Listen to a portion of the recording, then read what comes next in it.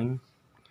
फिर बच्चों class 9th 10th 12th में हम हिंदी में यानी 9 10 और 12 इन कक्षाओं में हिंदी में हम व्याकरण पढ़ रहे थे और व्याकरण में हम पत्र पढ़ रहे थे और पत्रों में भी हम जो यानी कि पत्र भी बहुत ज़रूरी है सभी कक्षाओं में। और हमने आपको पत्रों के कई सारे नियम बता रहे थे किस प्रकार पत्र लेखन कार्य किया जाता है और किस किस प्रकार के पत्र होते हैं, और हमने उसके विषय में कुछ नियम बतलाए थे।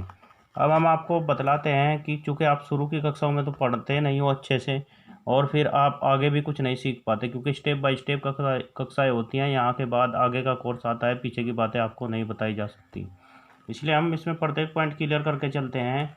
अब हम आपको पत्रों के विषय में बता रहे हैं, पत्र लेखन कार्य के विषय में बतला रहे हैं। विभिन्न प्रकार के पत्रों में प्रयोग किए जाने वाले संबोधन तथा निवेदन आदि। आपको यह नहीं पता है कि किस प्रकार के पत्रों में किस प्रकार का संबोधन और किस प्रकार का निवेदन किया जाना चाहिए। संबंध, बड़े भाई संबंधियों को जैसे पिता माता भाई गुरु आदि को क्या कहते हैं प्रशस्ति में? आदरणीय, परम आदरणीय, श्रीमान जी आदि। तो इन प्रकार के संबोधन शब्दों का प्रयोग करते हैं। अभिवादन में करते हैं नमस्ते, प्रणाम, चरण स्पर्श आदि। यदि पिता को है या बड़े भाई वगैरह को है तो चरण स्पर्श। निवेदन में आपका स्नेहिल, कृपाकांक्षी, आज्ञाकारी, आपका अभिन्न आदि। तो इस तरीके से इन शब्दों का प्रयोग किया जाता है। अब यदि छोटे संबंधियों को जैसे अनुज यानी छोटा भाई है, पुत्र को अपने बेटे को, या आयु से छोटा मित्र, कोई ऐसा मित्र जो आपकी उम्र से छोटा है, उसको लिखते हैं चिरंजीव, प्रिय, प्रेमास्पद आदि। ये प्रशस्ति में लिखते हैं। अभिवादन में लिखते हैं प्रसन्न रहो, चिरंजीवी हो, आयुष्मान हो, शुभ आशीर्वाद आदि। और निवेदन में लिखते हैं तुम्हारा शुभेच्छु, शुभचिंतक, हितैषी आदि। तो इन वर्णों का प्रयोग किया जाता है। यदि बराबर वाले मित्र, सहपाठी आदि, आपका कोई दोस्त आपकी क्लास में ही पढ़ रहा है या कोई बराबर वाला मित्र है आपके साथ का, उसको पत्र लिख रहे होते हैं, तो इसमें प्रशस्ति में लिखते हैं मित्र, प्रियवर अथवा उसका नाम लिख सकते हैं। अभिवादन में लिखते हैं नमस्कार, सप्रेम मिलन आदि। और निवेदन में तुम्हारा सहृदय, प्रेमाकांक्षी मित्र आदि। और यदि आप परिचित व्यक्ति या अधिकारियों को पत्र लिख रहे होते हैं तो इसको महाशय लिखेंगे, महोदय लिखेंगे, श्रीमान लिखेंगे, श्रीमती लिखेंगे, मान्यवर लिखेंगे आदि। इस प्रकार के शब्दों से इनको संबोधित करेंगे। नमस्ते लिखेंगे अभिवादन में, नमस्कार लिखेंगे, प्रणाम आदि। और आपका या भवदीय या प्रार्थी यदि अधिकारी को लिख रहे होते हैं, या सेवक, निवेदक आदि। तो इस तरीके से आपको ये बातें नोट कर लेनी है। यदि पति को लिख रहे हैं, पत्नी लिख रही है, तो उसको क्या लिखना चाहिए? प्राणनाथ, ये प्रशस्ति में, हरदेश, प्राण प्रिय आदि। और अभिवादन में चरण स्पर्श, सादर चरण स्पर्श, वंदना आदि।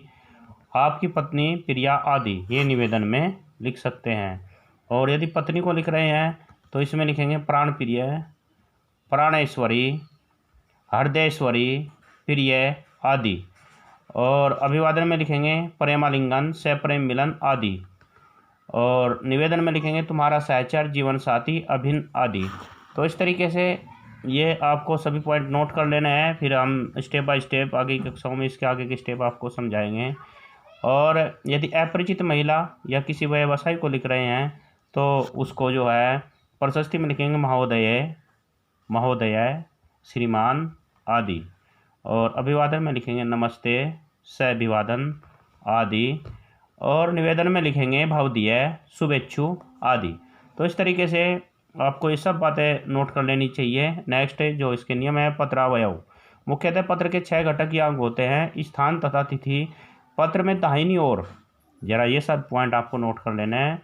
पत्र में दाहिनी ओर शीर्ष स्थान पर प्रेषक का नाम तथा पता, पत्र लिखने की तिथि अंकित करनी चाहिए। पत्र में संबोधन एवं प्रशस्ति। पत्र के प्रारंभ में जिसको पत्र लिखा जा रहा है उसके लिए संबंध, विशेष, आयु अथवा पद के अनुरूप संबोधन शब्द लिखना चाहिए। आपको पता है किस प्रकार के संबोधन शब्द किसको लिखे जाते हैं। शिष्टाचार। संबोधन या प्रशस्ति के बाद पद के अनुसार नमस्कार, नमस्ते, प्रणाम, आशीर्वाद आदि लिखना। जो कुछ भी उसमें आपको पीछे समझा गया है वही लिखना है।